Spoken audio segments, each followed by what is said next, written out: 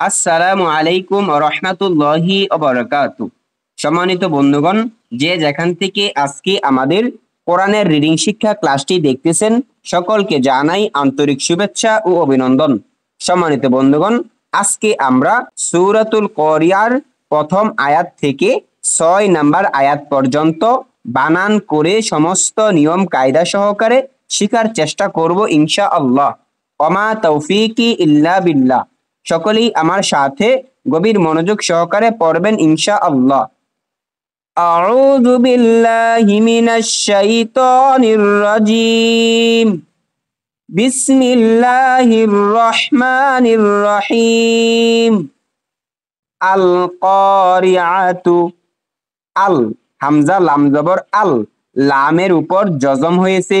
যদি কোনো হরফের উপরে জজম হয় তাহলে তার ডান দিকে যে হরকত রয়েছে এই হরকতের সাথে একবার মিলিয়ে পড়তে হয়।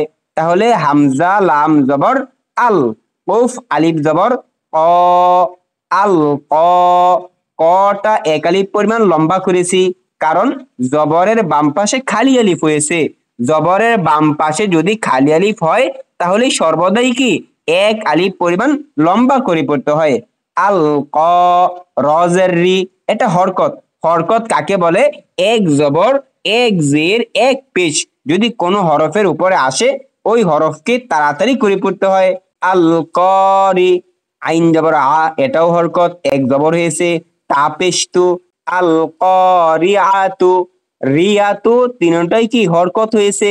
অর্থাৎ এক জবর এক জের এক পেশ যদি কোনো হরফের উপরে হয় তাহলে কি তাড়াতাড়ি করে পড়তে হয়। রিয়াতু, আল কারিআতু। এখানে ওয়াকফ হয়েছে। ওয়াকফ কাকে বলে? ওয়াকফ অর্থ দাঁড়ি। যে আয়াতের শেষে যে গোল চিহ্ন থাকে এই চিহ্নগুলাকে ওয়াকফ বলে। ওয়াকফ হলে শব্দের শেষের অবস্থা অর্থাৎ আয়াতের শেষের অবস্থা পরিবর্তন হয়ে যায়। যেমন আল কারিআতু আছে, এখানে এই গোল তাকে ফেলে দিয়ে হা দ্বারা পরিবর্তন করে পড়তে হয়।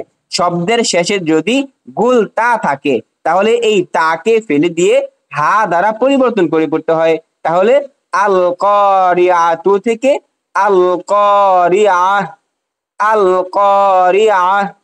মাল কারিআতু, মিম লাম জবর মাল, কফ আলিফ জবর ক, মাল ক, রজের রি, আইন জবর আ, রিআ, তা পেশ তু, রিআতু, মাল কারিআতু। এখানেও কি একই কায়দা। এখানে মালটা কি যজমালা হরফ, কটা মাদের হরফ, জবরের বাম পাশে খালি আলিফ হয়েছে।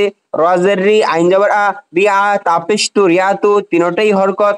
মাল কারিআতু, ওয়াকফ করিলে এখানে এই গোল তাকে ফেলে দিয়ে হা দ্বারা পরিবর্তন করে পড়তে হবে। মাল কারিআহ। ওমা আদরাকা মাল, ওয়াও জবর ও, মিম আলিফ জবর মা, ওমা। এখানে নতুন একটা নিয়ম, এটা হচ্ছে জবরের বাম পাশে খালি আলিফ হলে এক আলিফ পরিমাণ লম্বা করতে হয়, কিন্তু এখানে তো 3 আলিফ পরিমাণ লম্বা করার চিহ্ন দেওয়া আছে। যে মাদের হরফের পরে যদি লম্বা হামজা থাকে, যদি মাদের হরফের পরে লম্বা হামজা থাকে তাহলে এক আলিফের স্থলে 3 আলিফ পরিমাণ লম্বা করে পড়তে হয়। হামজা দাল জবর আদ, র খারা জবর র, আদ র, কাব জবর কা, আদ র কা, মিম লাম জবর মাল, কফ আলিফ জবর ক, মাল ক, র জের রি, আইন জবর আ, রিআ, তা পেশ তু, রিআতু। ওয়ামা আদরাকা মাল কারিআতু। ওয়াকফ করিলে গোল তাকে ফেলে দিয়ে হা দ্বারা পরিবর্তন করে পড়তে হবে। ওয়ামা আদরাকা মাল কারিআহ। ইয়াউমা ইয়াকুনুন নাসু কাল ফারাশিল মাবথুস। ইয়া ওয়াও জবর ইয়াও, মিম জবর মা, ইয়াউমা, ইয়াওটা যজমালা হরফ, মিম জবর মা এটা হরকত, তাড়াতাড়ি পড়তে হবে। ইয়াউমা, ইয়া জবর ইয়া এটাও হরকত, কাফ ওয়াও পেশ কু, ইয়াকু, নুন নুন পেশ নুন, ইয়াকুনুন, নুন আলিফ জবর না, ইয়াকুনুন না, সিন পেশ সু, ইয়াকুনুন নাসু, ইয়াউমা ইয়াকুনুন নাসু।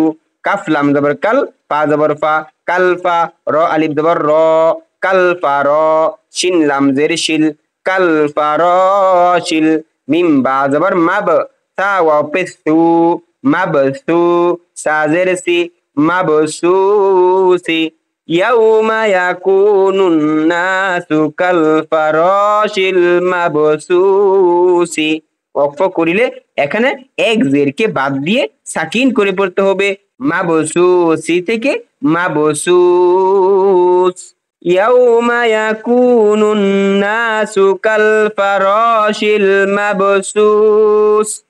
ওয়াতাকু ওয়াও জবর ওয়া তা জবর তা ওয়াতা কাফ ওয়াও পেশ কু ওয়াতাকু নুন লাম পেশ নুল ওয়াতাকুনুল জিম জের জি বা আলিফ জবর বা জিবা লাম পেশ লু জিবালু কাফ লাম জবর কাল আইন হাজের ই কাল ই নুন লাম জের নীল কাল ই নীল মিম নুন জবর মাং ফা ওয়াও পেশ ফু মাং ফু শিন জের শি মাং ফুশি আতাকুনুল জিবালু কাল ইহনিল মাংফুশি।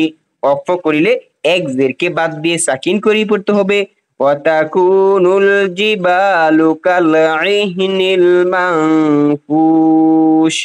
ফাআম্মা মান সাকুলাত ফা জবর ফা হামজা মিম জবর আম ফাআম মিম আলিফ জবর মা ফাআম্মা ফাটা হরকত আম্মাটা ওয়াজিব গুন্না অর্থাৎ নুন অথবা মিমের উপর যদি তাসদীদ থাকে তাহলে কিছু সময় ধরে রেখে পড়তে হয়। এই গুন্নার নাম ওয়াজিব গুন্না। ফাআম্মা মিম নুন জবর মান, এখানে মান থেকে মাং বলতে হবে, নাকের সাথে বাজিয়ে পড়তে হবে, অর্থাৎ নুন সাকিনের পরে সা এসেছে, এই সাটা ইকফা এর হরফ। ইকফা সম্পর্কে মক্তব গড়ের অনেকগুলো ক্লাস অতীতে দেওয়া হয়েছে। আপনারা যদি ইকফা সম্পর্কে বিস্তারিত জানতে চান অবশ্যই বাকি ক্লাসগুলো দেখে নেবেন ইনশাআল্লাহ। ফাআম্মা মান সাকু সা জবর সা ও পেশ কু সাকু লাম তা জবর লাত সাকুলাত মিম জবর মা ওয়াও আলিফ জবর ওয়া মা ওয়া জা ইয়া জের জি মা ওয়া জি নুন পেশ নু মা ওয়া জিনু হা উল্টা পেশ হু মা ওয়া জিনু হু। ওয়াকফ করিলে উল্টা পেশকে বাদ দিয়ে সাকিন করে পড়তে হবে। ফাআম্মা মান সাকুলাত মাওয়াজিনু। সম্মানিত বন্ধুগণ, আমি আশা করি আমরা যদি প্রতিদিন অল্প অল্প করে চেষ্টা করি ইনশাআল্লাহ আমরা সকলেই কোরআনুল কারীমকে শুদ্ধভাবে পড়তে পারবো। সকলের প্রতি দোয়া এবং ভালোবাসা রেখে আজকের ক্লাস এখানেই শেষ করলাম। আসসালামু আলাইকুম ওয়া রাহমাতুল্লাহি ওয়া বারাকাতুহু।